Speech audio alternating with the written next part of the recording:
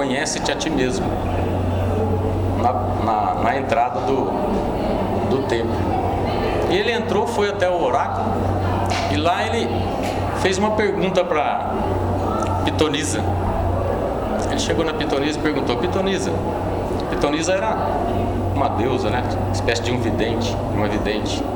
Pitonisa, existe em Atenas alguém mais sábio que Sócrates? E a resposta da Pitonisa foi negativa, não. Aí, Querofonte, quando voltou para Atenas, ele se encontrou com Sócrates e disse para Sócrates: Sócrates, eu fui até o oráculo de Delfos e fiz a seguinte pergunta para Pitonisa: se existia alguém em Atenas mais sábio que Sócrates? E a resposta dela foi negativa, disse que não. E Sócrates, é claro que no primeiro momento não acreditou naquilo, porque ele se julgava que não sabia, que ele não era um sábio. Mas no mesmo momento foi criado um problema para Sócrates, porque Sócrates, diferente dos outros gregos, ele pensava que os deuses não tinham o costume de enganar os homens. Quer dizer, os deuses não tinham o costume de mentir. Então Sócrates começou a pensar nisso e fez algumas reflexões sobre isso. E então ele resolveu sair pelas ruas de Atenas, fazendo pergunta para as pessoas, principalmente para aquelas pessoas que se julgavam sábios em determinados assuntos. Então Sócrates, quando encontrava essas pessoas, ele perguntava para essas pessoas, fazer alguns questionamentos somente sobre assuntos relacionados à moral. Por exemplo, o que é virtude, o que é temperança, o que é coragem. E Sócrates se espantou com as respostas que ele estava recebendo. Quando ele perguntava para um ateniense que se julgava sábio o que é coragem, por exemplo, elas respondiam com exemplos de coragem, de algum herói, Aí Sócrates então questionava. Ele dizia: não, eu não quero exemplos de coragem, eu quero saber o que é coragem. Então, esse era um dos métodos dialéticos de Sócrates, que era o da refutação. E fazendo isso, refutando cada definição que esses atenienses que se julgavam sábios davam para aqueles questionamentos, o que é coragem, o que é mansidão, o que é essas coisas, ele continuava recebendo exemplos. E ele continuava refutando: não, eu quero saber o que é coragem, não quero exemplos de coragem, eu quero saber o que é mansidão, não o que é exemplos de mansidão. Até que essa pessoa chegava num ponto que ela admitia que também não sabia sobre aquele assunto. Aqueles que se julgavam sábios e eram arrogantes se irritavam com isso, com esse método de Sócrates. Mas os mais nobres aproveitavam este momento como tipo uma purificação da sua alma. Quando ele admitia que não sabia, ele se purificava.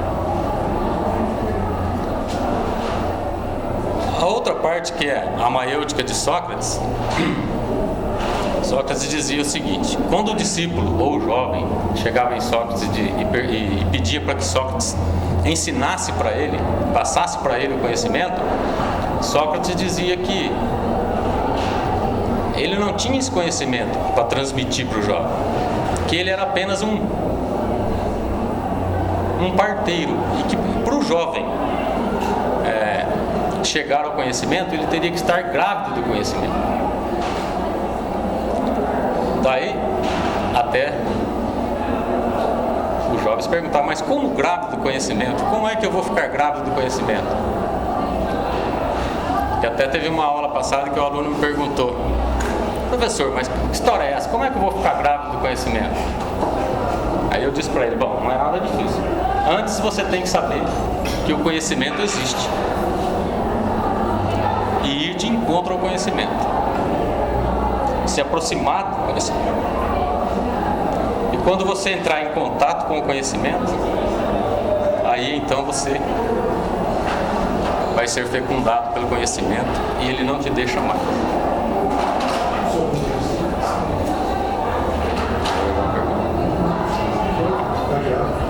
Então, qual o papel do educador, que no caso seria o papel de Sócrates nisso aí? Orientar o discípulo, o jovem, para que ele alimentasse então esse conhecimento cada vez mais, para chegar num momento em que ele teria condições desse conhecimento dele vir à luz e ele então ter condições de formar esse pensamento crítico, autônomo e responsável. Daí o aluno ainda me perguntou: professor, mas ainda não estou entendendo bem isso aí, explica melhor. Daí eu peguei mais um pensador que vai finalizar esse pensamento, o italiano Antonio Gramsci. Então Antonio Gramsci vem na mesma linha que Sócrates. Ele é uma referência, ele te dá um parâmetro para você construir então esse pensamento crítico, autônomo e responsável. Nesse pequeno texto dele ele diz: antes conhecer-se a si mesmo, que era a frase que estava escrita no templo de Apolo. Então, conhecer-se a si mesmo quer dizer ser si próprio, quer dizer ser patrão de si mesmo, distinguir-se, sair do caos o quê? Da desordem do nosso pensamento. Ser um elemento de ordem, mas da sua própria ordem,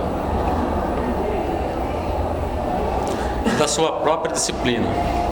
E não se pode obter isso se não se conhecer também os outros, a sua história, a sucessão dos esforços que realizaram para serem aquilo que são, para criarem a civilização que criaram e a qual queremos substituir a nossa. Então, baseado nesse pequeno texto de Antonio Gramsci, como nós podemos interpretar o que ele quer dizer aí para você construir então um pensamento próprio, um pensamento que seja seu, para você ter condições de construir conceitos, pensar por conta própria. Conhecer-se a si mesmo é suficiente? Não, porque nosso conhecimento é pequeno, é pouco. Então, o que nós temos que fazer ainda? Aí ele diz ali: conhecer também os outros. Quem são esses outros? Pode ser os filósofos, os antigos, o pensamento deles. Quer dizer que você tem que adotar o pensamento de algum filósofo? Não, porque aí você corre o risco de cair na ideologia. Então, o que o jovem teria que fazer? Conhece muitos desses pensadores, filtra esses pensamentos, pega aquilo que o jovem acha que é bom para a sua vida, junta com aquilo que ele já sabe, que é o conhece a ti mesmo, se interioriza, e aí ele vai ter condições então de formar o seu próprio pensamento. Até teve uma professora no primeiro ano, uma professora muito inteligente, que uma vez disse uma frase em sala de aula que ficou gravado assim na minha memória. Dá mais uma passada aqui. Então ela disse essa frase no momento da aula dela: beba de todas as fontes possíveis e faça jorrar a sua própria fonte. Então essa frase sintetizou todo esse processo aí, que pode ser uma referência então para o jovem, para o discípulo, seguir esse caminho para chegar então a ser capaz de construir esse pensamento. Assim eu termino.